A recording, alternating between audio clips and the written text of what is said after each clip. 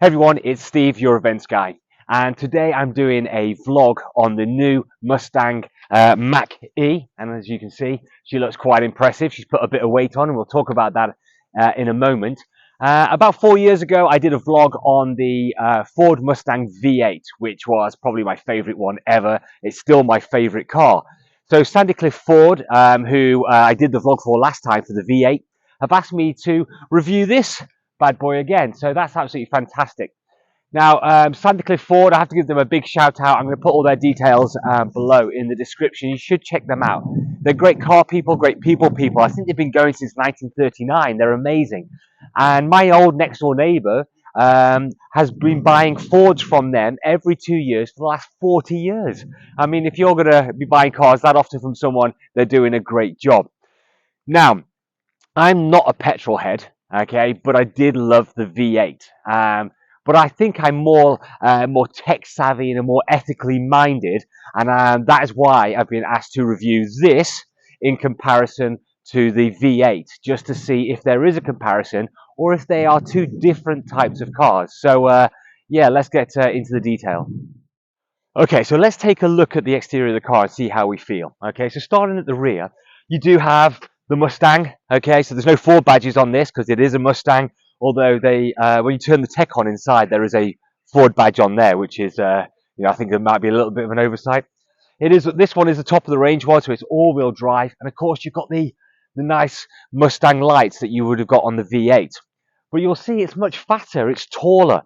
And that's why I think it's more like an SUV than it is a sports car. So maybe we're not competing with the V8, we're just a different type of Mustang. Okay, so let's take a look inside. And again, I know I keep banging on about this SUV-ness, but look, there is plenty of boot space in here. So you get your golf clubs on there if that's what you need to do. Okay, there's loads of my stuff in here so you can get an idea of shape. Of course, and then under here, there's even more space as well. So even though it is kind of SUV shape looking, there is still like a little lip that you have to get over, but you can raise this and make it a little bit flatter.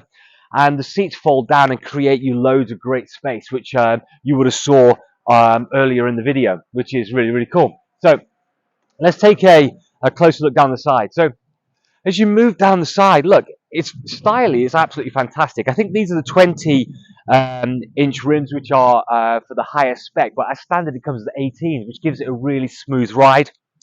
This is the top one, as you can see, because it is the S4X. So style-wise, yeah, it's got that Mustang look. But again, I keep banging on about it. It's got a little bit of extra weight to it. I love the front. And especially these little grills here, which open up when the batteries get a little bit hot. Although I'll never see it inside. I just like the idea that I know that. And again, our pony on the front there.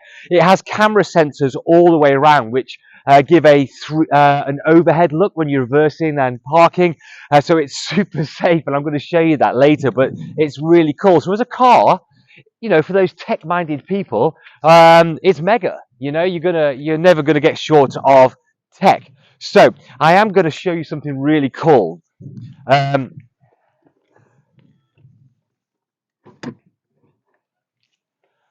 course, there's no engine in the front of here because it's electric. So what they have given you is some extra space. So what you can have is all your cables and everything in here. Now, you guys probably know, especially if you're into your cars, that there is often a speed camera or a speed trap on roads where there's been an incident. So there's lots of crashes or something like that. They put a speed camera there so you know something's happened there at some point. This brings me to this crazy little point here. Can you see this button here? That is a release button for if you get stuck in this compartment, you can press that and it will release the bonnet to let you out. This is what, 80 litres worth of space, right? So at some point, I believe, someone probably got stuck in there, and the Ford thought, well, do you know what, just in case it happens again, we're going to put a release button in there. I mean, I don't know if that's true, but that's what I can only imagine happened. Okay, so I've jumped in the back, because I think, as a review, it would be good to see how much space you've got. So, in the Ford Mustang V8, there is little room in the back, and I think most people who buy those are petrol heads and don't care about their passengers in the back because it's not about them. But in this Mach E, you can see we have plenty of space. I'm 6 foot tall, and there is loads of space for me here. And what's also is really good is that because it is electric, there's nothing in here, no engine parts in there, so you can quite easily fit somebody here in the center as well. So there is plenty of room in here. So it is a great space for passengers. Okay, so we're going to take a look at the inside of the car now, but there's something I want to show you, which I think is really quite cool, is that the door opening mechanism. So there's your handle to open the door. And if you don't have your key, because it is keyless entry, obviously, there is some numbers which you might not be able to pick up on here. So you can set a code to be able to get into the car, which I think is pretty cool. But check out how the door opens. You press the button. There we go. And we're in. I mean, you've got to love that, right? Okay, so we are in the car and we are ready to drive. Now, I love it. I think, I mean, I want to say, I didn't want to be all too biased. I love the V8, and I didn't want to really like this car because, I love the roar of a V8, and, even though I'm not a petrol head, Mustangs make me feel like one. But when I get in this car, the look and feel is fantastic. The quality is excellent. Leather, I love this material that they've used for the dashboard, which is excellent. This little screen here is amazing. Which has obviously got my speedo and the distance I'm traveling and so on. And it doesn't matter where I put the steering wheel, when I adjust it, I can always see it, which is really useful. And then we've got this large screen here, which is fully interactive, and it's exactly what we're looking for, because I feel that this car is for that tech savvy, sustainable professional, okay, who kind of just doesn't want to melt the polar ice caps. But they have to give us something for that, and for that they give us loads of tech, loads of gadgets. Even to the point where, if you can see, but just down here, you just put your mobile phone and it charges it. And I think that's, you pretty much got to expect that. Now, this screen for me is portrait, but for me, I would like to have had it landscape, but that's just a personal preference. And, I think the competitor cars are now doing that. There is quite a tactile volume button here. I'm not sure how I feel about that coming out of the screen. I know some people really love it, but I don't really know. Am I going to use that? Am I going to use the one on here? I guess it's for passengers. If you do let your passenger take control of your music volume. On the screen here, I'm in the settings mode at the moment for the driver modes. What I really love about it is that you have the whisper mode here, which is described as seamless drive, calm and quiet. Then we have the active mode, which is described as balanced drive, fun and engaging. And I think that's probably where you're going to spend most of your time. Unless you're in a city, you might use Whisper. And then, of course, Untamed, which is exhilarating drive machine, and you and the road aligned as one. Now, I have been driving around in Untamed, and I can tell you now, it does make a difference. The steering tightens up, the suspension tightens up, it's much more responsive, and it is great fun. But just watch your battery power go down. That's the payoff. But hey, it's good fun. So you'll spend most of your time, I think, in active. But other great things that you've got on here as well is one pedal drive. Now, with one pedal drive, you're going to, rather than having your accelerator and your brake, you're just going to use your accelerator. And what that means is that when you lift off the accelerator, it will start to brake for you and bring you to a controlled stop, which I understand is really efficient for recharging the battery, because we know that when you press the brake, you're putting power back into the battery. And apparently that's a really efficient way of doing it. And it's great for when you're in town. But apart from that, you'd probably not use it for that. And then, of course, another one I like here is propulsion sound. So you can actually put that on, and then you can hear the car inside and out. Okay, which is great for people who are wearing the headphones and walking around and don't see you. But I've still yet to use it.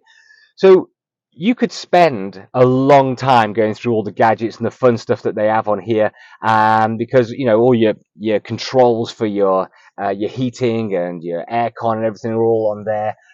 So yeah, it's really, really very cool and very, very high tech. So as as electric cars go, this is right up there. But yeah, let's take it for a little spin and see how we feel. So I said earlier in the video I was going to show you the reversing cameras on here because I think it's really cool.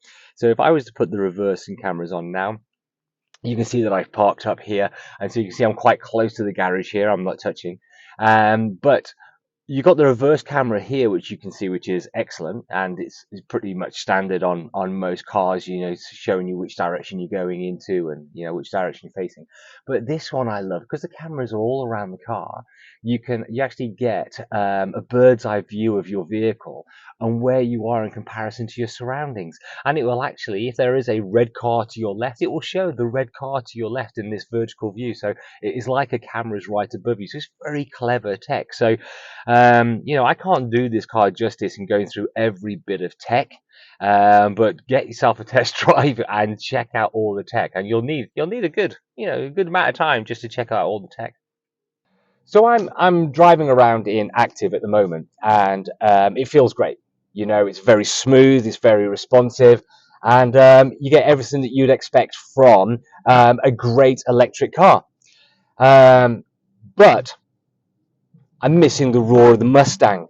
Okay, so if you're expecting that Mustang feel, speed bump there, that Mustang feel, I'm not sure that you're going to get it. Are you going to get a great electric car experience? Yeah, I think so. It's very responsive.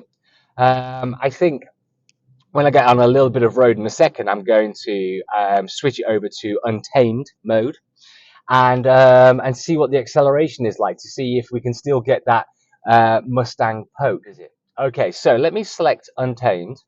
Okay, and I'm doing about 20 miles an hour, and let's see how the poke works. So here we go.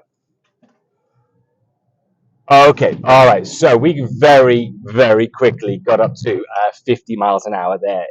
The poke is excellent. So in terms of handling, responsiveness, the car is great. I really love it. I'm really surprised by how good this car is as an electric car. So it's living up. It's living up to its expectations as a Ford electric car, which is really cool. Okay, so let's talk about some of the stats that you want to hear about. Okay, I'm not going to bore you to death with all the normal charging details. It charges as well as any other cars on the market. But what I will tell you is it goes 0 to 60 in 5.2 seconds, which is pretty swift. And but probably not the best on the market for electric cars, but still great fun. And it has a range of 335 miles. If I'm brutally honest, I don't think anyone's going to get 335 miles out of it. It's so much fun to drive. It's really pokey. It's great fun. I've been riding around in it this weekend, and I think I'd probably get about 240 miles out of it on a charge, which I still think is pretty good considering it's a lot of fun to drive. I'm going to keep sticking it in untamed mode just so I can have some fun. So yeah, for me, they're the stats. Okay, so what's the verdict? Now, if I was a petrol head, all day long, I'm going to buy the V8 Mustang. It's an all-American muscle car. Sounds amazing, real head turner. Of course, I'm going to buy that. Okay, but if you are a sustainable minded, ethically minded sort of person who wants to look after the planet, but also likes muscle cars and likes the American look, and you're like a professional who's moving around a lot, you're going to buy one of these. More space, loads of poke, and I am an ethically minded, sustainable professional, okay, and I would easily buy one of these. But I wouldn't buy one of these to replace a V8 Mustang because it's not the same car. It's not even in the same. It's not in the same leagues. They're different sports. For sure. But yes, I would absolutely buy one of these. And if money allowed and I was able to do it, I'd have both. I'd have my V8 for track days and I would have this for my everyday use. And because it's just a great car. So I'll leave that with you.